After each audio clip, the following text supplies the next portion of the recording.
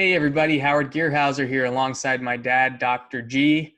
In today's video episode, we're going to talk about weight loss and a strategy that you can use to lose weight. Now, I know skipping breakfast is really popular within kind of the health and wellness arena, but one thing that my dad's been preaching to his patients, and we've also been preaching to clients on our program for the past 10, 15 years, is to actually eat a big breakfast, a big balanced breakfast with a good amount of protein. And there's a study that just came out that's showing the metabolic advantages. Again, this is if you're trying to lose weight, of eating a big breakfast. So, Dad, can you tell us a little bit more about the study? Yes, well, as Howard mentioned, we've been doing this with our clients forever. I first started doing this when I read a book called Mastering Leptin. So leptin's the hormone that kind of keeps track and kind of is the governor of how much fat storage we should have. So a lot of times this leptin system is broken in most people that gain a lot of weight. Their leptin isn't working right. Their leptin levels go high, even though leptin is kind of the message to, don't store fat. We got plenty of fat. It keeps track of how much fat you have on hand.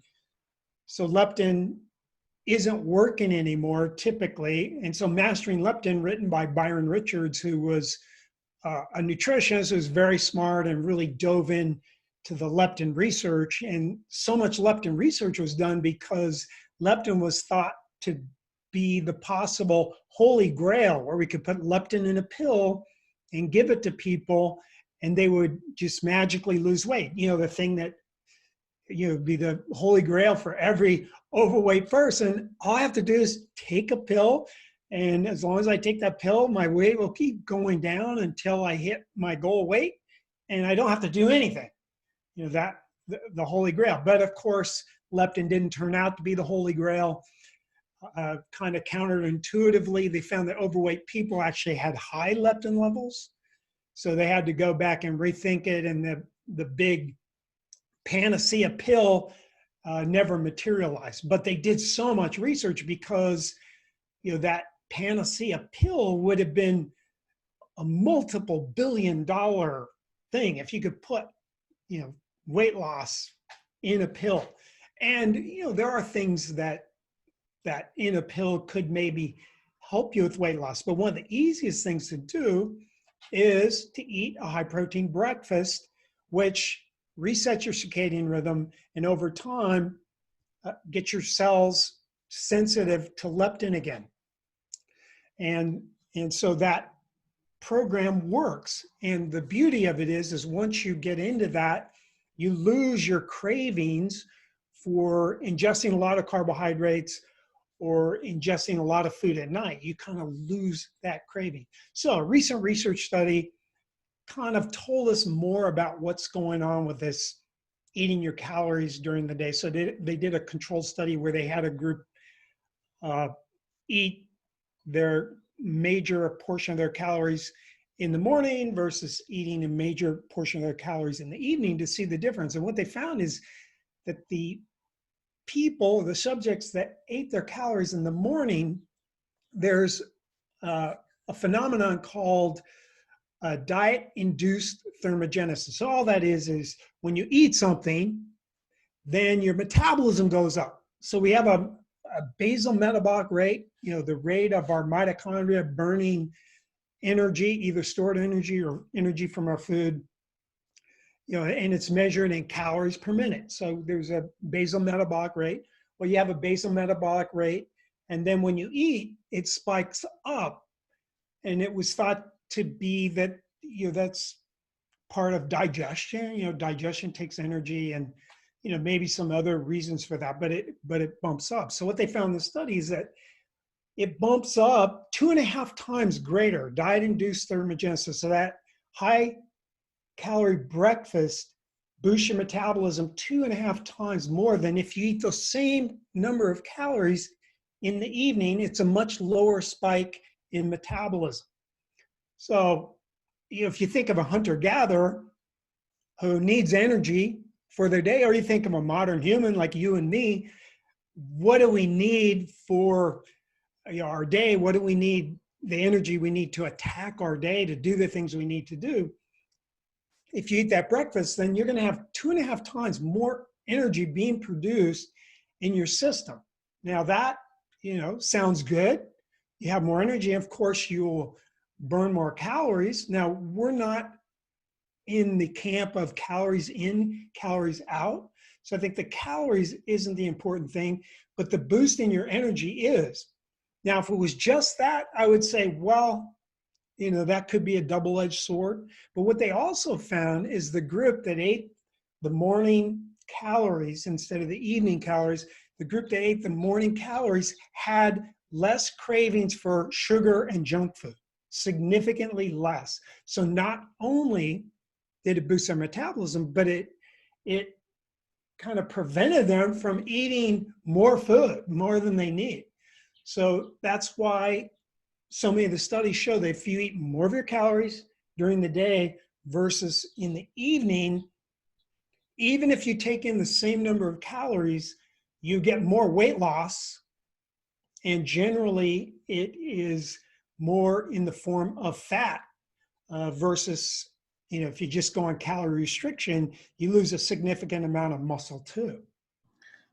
And I think that's important to realize, that it's adjusting the number of calories. So like, for example, if you're skipping breakfast and cramming all your calories into the afternoon and evening, and then versus having all your calories in the morning, it's not like you eat a huge breakfast, a huge lunch, and a huge dinner. You're just adjusting where you're consuming the calories. So I just want to be clear, because it might not make sense. Like if I'm adding a whole nother meal early in the morning, which I was skipping before, how would that lead to weight loss? No, it's redistributing the way you're eating calories. And if you are trying to lose weight and practice intermittent fasting, you might even consider skipping dinner.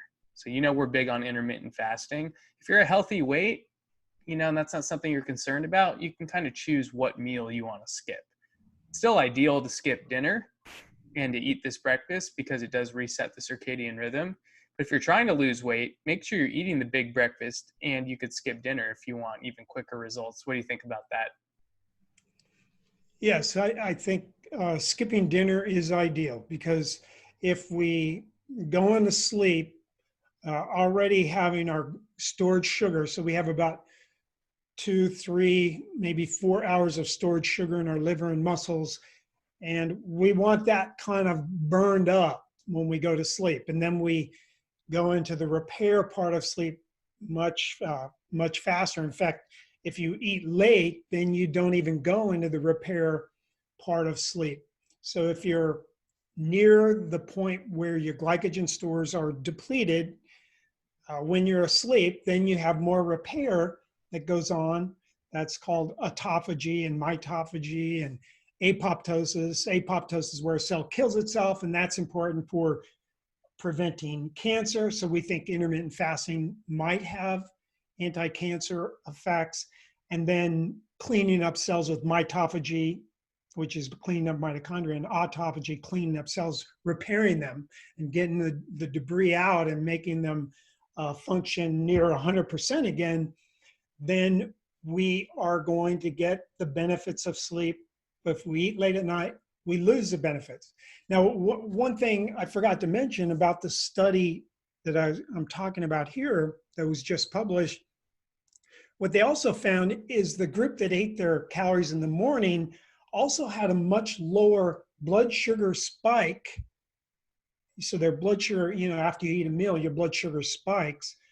And their spike was much lower on the morning meal, big meal, versus the evening big meal. So if you ate an evening big meal, your blood sugar spiked. And what this leads to is insulin resistance, which eventually leads to obesity and diabetes.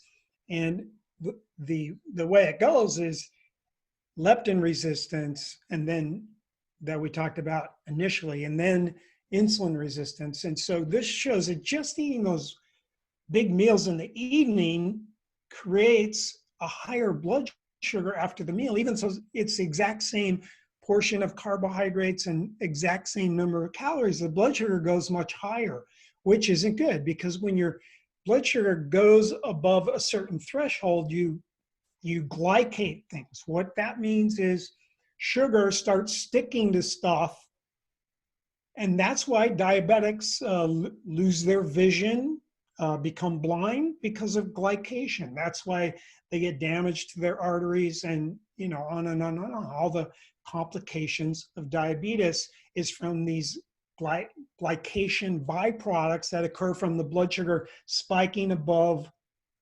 where insulin is taking care of it. Insulin is the hormone that opens the floodgates into the cell, so the sugar comes into the cell and doesn't just keep going up in the blood, because when it does, then your blood circulates throughout your body. With the high blood sugar, you glycate fats and proteins all through your body, and that's why a diabetic will get wrinkled skin, why they develop blindness, why they become prone to getting amputations, why they get prone to kidney failure, all these complications of diabetes, which are no fun. And if you look at diabetics and pre-diabetics, it's almost like you can flip a coin now. You just pick a person on the street, flip a coin, and that will tell you the odds of that person having either full-blown diabetes or pre-diabetes, where their blood sugars are going too high, but it isn't high enough to be called diabetes yet.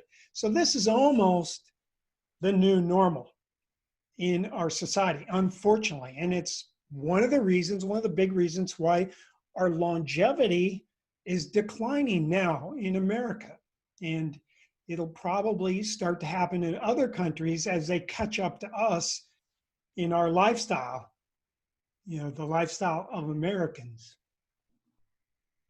So just to recap, it can be a high protein breakfast or a balanced breakfast. So what we mean by balanced is moderate to high protein, and make sure you're getting your protein from a quality source. That's really important. And then with fat, you can have unlimited fat, again, as long as it's from a quality source and not, these processed fats. And then you're going to want moderate to low carbohydrates, typically. You don't want to overdo the carbs in the morning, especially if you're trying to lose weight. So that's kind of the balanced breakfast, or you could up the protein and lower the carbs if you want to. That's an option as well. Anything you wanted to add before we sign off? Yeah, I would say that it isn't really a high protein breakfast, but it's just a breakfast with, a balance of protein.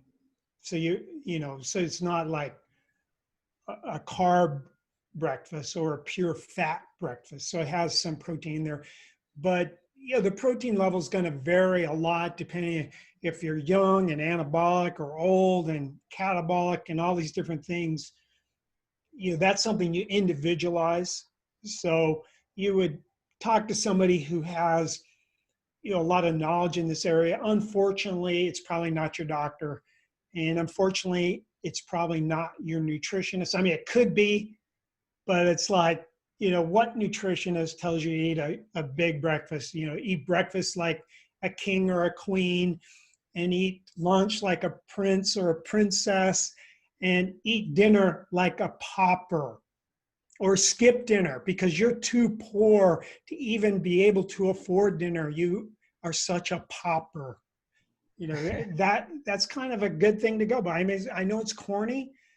And that has been around a long time, been around forever. I'm not even sure who came up with that. But one of the things that we also recommend is to have spacing between meals. So you're not eating 5 small meals a day. That's what dietitians tell pre-diabetics to do. That is the exact wrong thing to do. That's the right thing to do if you want to continue on really continuing your leptin resistance and get to insulin resistance and then get to diabetes. That would be the way to go. Is you would never go into fat burning. You never teach your body how to burn fat. And if you never teach your body to burn fat, you'll never be able to get beyond 2 to 3 hours feeling good, because our glycogen stores only last that long.